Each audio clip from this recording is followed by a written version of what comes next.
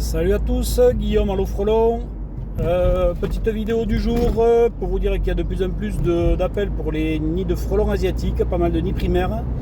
Je vois du frelon asiatique toute la journée, soit en intervention pour des nids de frelons primaires quand on m'appelle, soit sur les toitures pour les nids de guêpes. Je les vois pas mal venir manger les guêpes, venir chasser autour des toitures où il y a des guêpes. Je pense qu'on va sur une année record en frelons asiatiques. On commence à voir ce genre de choses. On récupère des nids avec des femelles à l'intérieur. Pas mal d'œufs. Ça, c'est pas encore éclos. J'ai pas eu encore de nid avec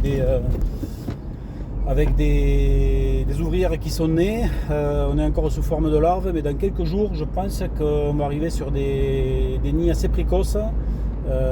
J'ai bien peur qu'on ait des gros nids cette année et qu'on ait beaucoup de nids. Voilà. Donc ça va s'équilibrer avec la nourriture.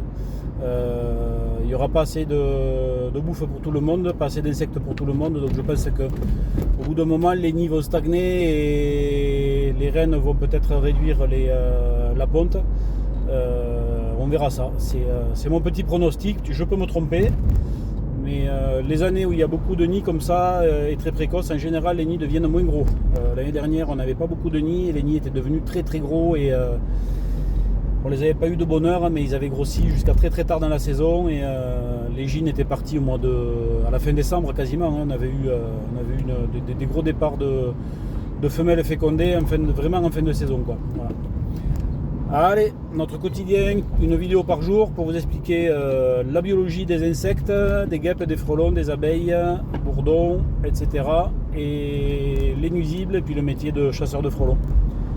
Allez, à bientôt, abonnez-vous, ciao.